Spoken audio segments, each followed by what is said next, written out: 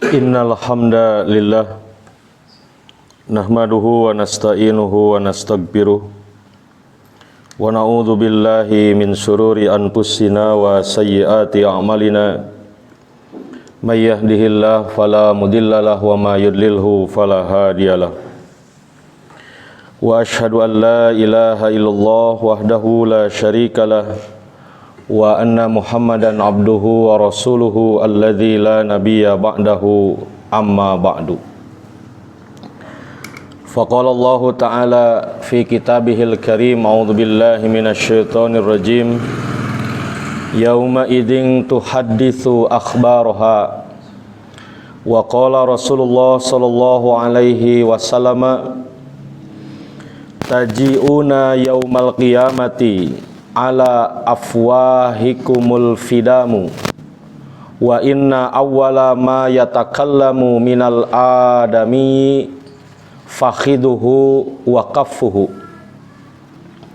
Hadirin sidang Jum'ah yang hanya mengharap ridho dan maghfirah dari Allah Subhanahu wa taala, karena hanya dengan ridho dan maghfirahnya kita akan dapat diizinkan memasuki surganya Allah. Ikhwatu iman, sepanjang perjalanan hidup, pada akhirnya di padang mahsyar nanti kita akan mendapatkan kesaksian dari berbagai pihak. Yang pertama, kesaksian dari anggota tubuh kita. Yang kedua, kesaksian dari bumi yang kita pijak. Yang ketiga, kesaksian dari siang yang menerangi hidup kita. Dan kesaksian dari malam yang menyelimuti kita setiap malamnya. Juga kesaksian dari harta yang kita miliki. Salah seorang sahabat, Hakim bin Muawiyah, menerima dari bapaknya dari Nabi Shallallahu Alaihi Wasallam. Rasulullah bersabda, taji'una yaumal qiyamati ala afwahikumul fidamu. Sungguh kalian akan datang pada hari kiamat sedangkan kondisi mulut-mulut kalian dalam keadaan terkunci. Yang biasanya mampu membela, yang biasanya mampu menjawab, tapi kelak di akhirat mulut kita akan dikunci oleh Allah Subhanahu wa taala.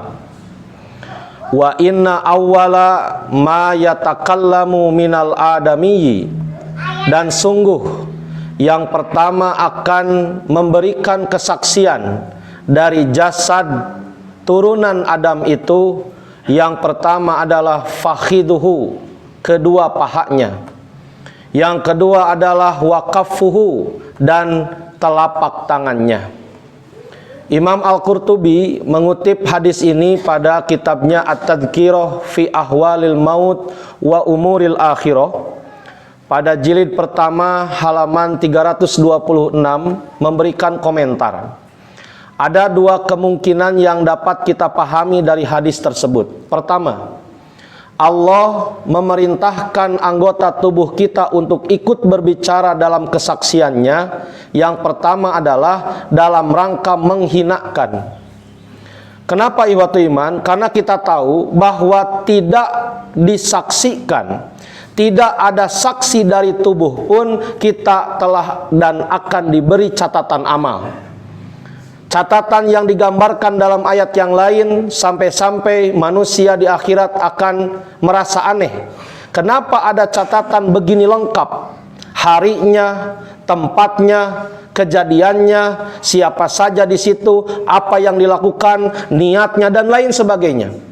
Lantas kenapa harus ada tubuh yang ikut menjadi saksi? Kata Imam Al-Qurtubi, pemahaman yang pertama, bahwa tubuh itu hendak lebih menghinakan manusia yang telah berbuat maksiat. Yang kedua, kemungkinan pemahaman kedua kata Imam Al-Qurtubi adalah bahwa seseorang di akhirat kelak akan diperintahkan untuk membacakan catatannya sendiri. Lalu ia menolak, lalu ia mengingkarinya atas segala dosa yang telah dia perbuat, maka dikuncilah mulutnya dibacakanlah catatannya, bahkan lebih dari itu, tubuhnya pun ikut menjadi saksi. Itu yang pertama, ikhwatu iman. Ketika bagian tubuh kita, kemana kita melangkah, apa yang kita ucapkan, pada akhirnya akan menjadi saksi di hadapan Allah Subhanahu wa ta'ala. Hal ini pula digambarkan dalam surat Qaf, mulai dari ayat 16 sampai ayat 22, ketika Allah berfirman, "Walaqad khalaqnal insan", sungguh kami Allah telah menciptakan manusia, "wa nahnu", dan kami Allah, "wa na'lamu", dan kami Allah mengetahui, "ma tuwaswisu bihi nafsuh", apa yang berbisik dalam jiwa-jiwanya, "wa nahnu aqrabu ilaihi min hablil warid", dan kami Allah lebih dekat kepada manusia itu dibandingkan dengan urat lehernya. Imam Ibnu Katsir memaknai ayat tersebut menggambarkan bahwa malaikat Allah akan senantiasa mengawasi seorang manusia. Kemudian kita pun harus ingat bahwa jin atau setan golongan jin pun digambarkan oleh Rasul, mereka menggoda manusia, senantiasa mengikuti manusia, senantiasa berbisik kepada manusia, juga pada aliran-aliran darahnya. Itu pun menggambarkan betapa dekatnya godaan setan bagi kita. Sampai Rasulullah menggambarkan tidak ada satu anak Adam pun yang dilahirkan di alam dunia kecuali Nabi Isa alaihi salam. Kecuali Nabi Isa, mereka semua manusia itu saat dilahirkan ditusuk tubuhnya oleh setan sebagai perlambang permusuhan. Lantas Allah menggambarkan, "Idz yatalaqqal mutalaqqiyani anil yamini wa anis shimali qa'id", ketika dua malaikat yang mencatat, sebelah kanan dan sebelah kiri, qa'idun, mereka senantiasa duduk, dalam arti selalu mengawasi. Imam Al-Qurtubi menggambarkan ketika seseorang dia hendak melakukan kebaikan, maka malaikat di sebelah kanan kita, dia mengatakan, segera laksanakan, mari kita catat, mari kita catat. Tapi ketika seorang manusia hendak melakukan dosa, malaikat sebelah kanan berkata kepada malaikat sebelah kiri, jangan dulu engkau catat, jangan dulu engkau catat, bisa jadi dia tidak akan melaksanakannya. Apa artinya? Malaikat senantiasa memohon, berharap agar kita selamat di dunia dan di akhirat. Bukti yang lain, Rasulullah menggambarkan bahwa pagi hari itu ada dua malaikat yang senantiasa berdoa. Malaikat pertama berdoa kepada Allah, "Ya Allah, berilah anugerah, tambahkanlah, gantilah kepada hamba yang pagi ini dia telah berinfak." Kemudian malaikat yang kedua berdoa, "Ya Allah, musnahkanlah, binasakanlah orang yang pagi ini dia berbuat pelit, berbuat tidak mau berbagi kepada saudaranya." Ini membuktikan ihwatu iman apa yang digambarkan oleh Rasul, bahwa dalam kehidupan sehari-hari kita tidak lepas dari dua bisikan. Bisikan yang pertama datang dari malaikat yang senantiasa mengharapkan kita untuk menuju apa yang diridhoi oleh Allah. Kemudian bisikan yang kedua itu datang dari setan golongan jin yang senantiasa membisikkan untuk kita berbuat maksiat. Maka Allah menegaskan, "Ma yalfidu min qaulin illa ladaihi raqibun atid." Tidak ada satu lapad pun, satu ucapan pun yang keluar dari mulut seorang manusia illa ladaihi raqibun atid, kecuali di sampingnya ada raqibun, malaikat yang senantiasa mengawasi, atidun, malaikat yang senantiasa hadir. Sampai Rasul menggambarkan, ada seseorang yang berucap dengan satu ucapan, dia tidak sadar bahwa ucapannya itu menjadikan dia diberi rahmat oleh Allah, maka ucapannya itu menjadikan dia masuk ke dalam surga.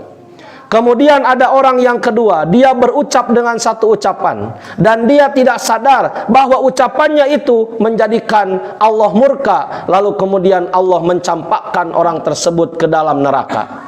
Jadi ihwatul iman, hati-hati dengan ucapan yang kita lontarkan, karena malaikat akan senantiasa mencatat apapun yang kita ucapkan. Terlebih dari itu, keputusan, keberpihakan, atau apapun itu, malaikat tidak akan pernah alpa dari apa yang kita perbuat.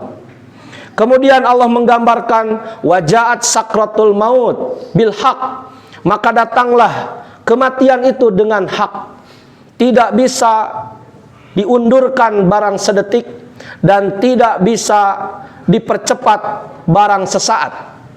Maka kematian yang zalika ma kunta minhu tahid, yang kalian senantiasa berlari dari kematian itu. Kita senantiasa berlari dari kematian, ihwatul iman. Sakit, pergi ke dokter. Sakit, kita minum obat. Ada tempat yang berbahaya, kita hati-hati. Bukankah itu berlari dari kematian? Tapi ketika kematian itu datang, tidak akan bisa kita memohon kepada Allah untuk mengundurkannya. Maka Allah pun mengingatkan, wa nufikha fis suri, dan ketika ditiup sangkakala, zalika yaumul wa'id, itulah hari yang dijanjikan. Para ulama menggambarkan tiupan sangkakala itu dua. Yang pertama menghancurkan alam semesta, yang kedua membangkitkan seluruh manusia di padang mahsyar. Berbeda dengan hal itu, tetapi satu makna. Imam Ibnu Katsir mengatakan 3 tiupan sangkakala. Yang pertama menghancurkan alam semesta, yang kedua menjadikan seluruh makhluk menjadi mati, yang ketiga membangkitkan seluruh manusia di padang mahsyar. Kemudian kata Allah, wajaat kullu nafsim ma'aha sa'ikun wasyahidun. Mari kita perhatikan ihwatul iman. Jadi malaikat itu ketika di dunia fungsinya adalah raqibun wa atidun, mengawasi dan senantiasa hadir. Maka nanti di akhirat, di padang mahsyar, mereka akan berubah fungsi dan tugasnya menjadi sa'ik wa syahid. Apa bedanya raqib wa atid dengan sa'ik wa syahid? Jika Allah mengungkapkan raqibun wa atidun, artinya senantiasa mengawasi, senantiasa hadir, tidak akan alpa dari apapun yang kita lakukan. Lantas apa sa'ik wa syahid? Sa'ik wa syahid, para ulama menggambarkan sa'ikun akan menggiring malaikat itu kepada kita, ihwatul iman. Kita akan dibawa kepada pengadilan Allah, wasyahidun, dan malaikat itu akan menjadi saksi. Kita tidak bisa membantah apa yang menjadi niatan dari satu amal, apa yang pernah kita ucapkan, apa yang pernah kita lakukan. Itulah mengapa dalam kitab Fathul Majid Syarah Kitabut Tauhid, Imam Al-Syekh menggambarkan bahwa ada 5 amalan yang kaitan dengan hati, 5 amalan yang kaitan dengan lisan, 5 amalan yang kaitan dengan anggota badan, yang barang siapa seseorang memperhatikannya, dialah hamba Allah. Apa itu? 5 amalan yang harus diperhatikan dengan hati. Apa yang wajib harus ada dalam hati, apa yang sunat, apa yang makruh, apa yang mubah, apa yang haram. Contoh, sesuatu yang wajib dalam hati, la ilaha illallah. Sesuatu yang haram ada dalam hati adalah zolim, adalah dendam, adalah hasud. 5 hal yang harus dijaga dari lisan. Ada perkataan yang wajib keluar, ada yang haram, makruh, mubah. Itu pun sama, ihwatul iman. Begitu pula dengan anggota badan. Maka semakin seseorang iman kepada hari akhir, maka akan melahirkan pribadi yang semakin teliti. Sampai digambarkan dalam At-Tadhkirah bahwa seorang ulama, dia sedang berbicara, tiba-tiba terhenti, ihwatul iman. Kenapa? Karena dia takut ucapannya keluar dari apa yang diridhoi oleh Allah. Maka mudah-mudahan kita semakin teliti dalam berucap, semakin teliti dalam bertindak dan mengambil keputusan, juga semakin teliti apa yang menjadi jarum hati dalam amalan yang kita lakukan.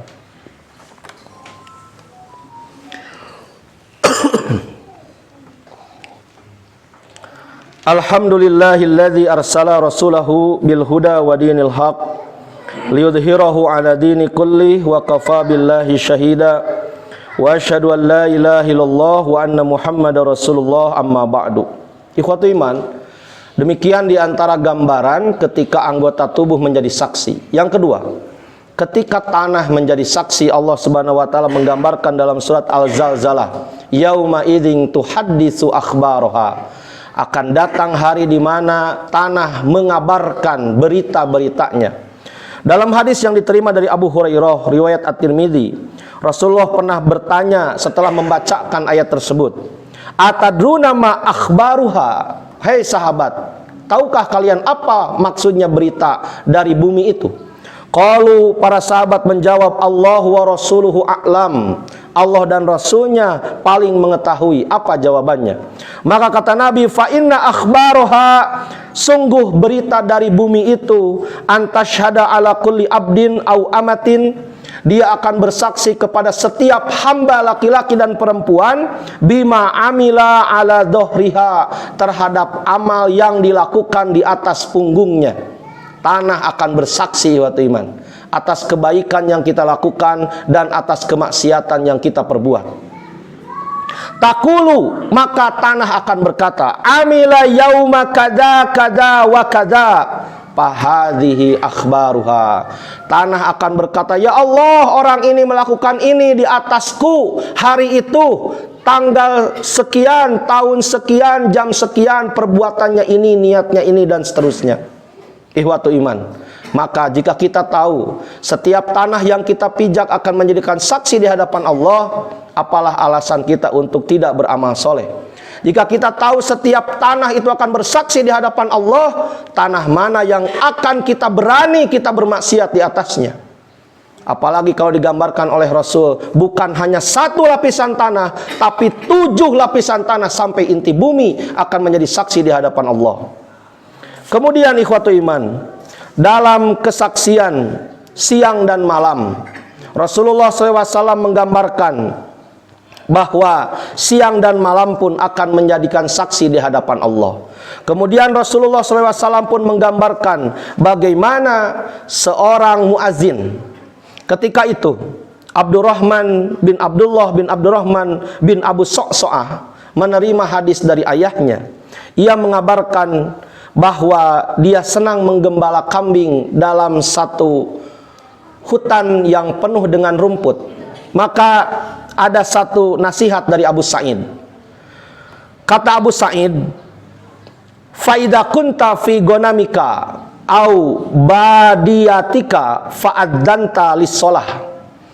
Jika engkau berada di sekumpulan dombamu atau ada di tempat yang engkau menggembala domba, maka engkau adzanlah untuk salatmu.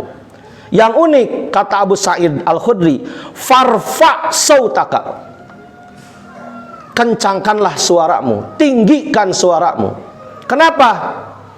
Farfa sautaka bin nida fa innahu la yasma'u mada sautil muadzin. Karena tidaklah mendengar dari panjangnya, tingginya suara muadzin, jinnun, jin, wala insun, manusia, wala syai'un, apapun itu, illa syahidalahu yaumal qiyamah, kecuali ia akan menjadi saksi pada hari kiamat. Abu Sa'id kemudian beliau menegaskan, ini aku terima dari Rasulullah Sallallahu Alaihi Wasallam. Ikhwatu iman, maka pembahasan ini ditutup oleh Imam Al-Qurtubi dalam kitabnya. Oleh karena itu, kata beliau, apabila segala perbuatan itu akan dipertanggungjawabkan di hadapan Allah, maka kita harus menjadi orang yang sadar diri. Sadar diri sebelum berucap, sadar diri sebelum berperilaku, sadar diri sebelum menancapkan satu niat dalam hati. Kenapa? Karena kita sadar bahwa setiap perkara itu akan diminta pertanggungjawaban oleh Allah Subhanahu wa taala. Ikhwatu iman, mudah-mudahan hari-hari depan hingga kita menghujung kematian mulai detik ini, kita semangat untuk menambah saksi-saksi kebaikan, bukan sebaliknya. Kita lantas terus menambah saksi-saksi atas dosa dan maksiat kita. Na'udzubillahi min dzalik. Demikian Aqulu qouli hadza wastaghfirullaha li wa lakum. Wassalamu alaikum warahmatullahi wabarakatuh.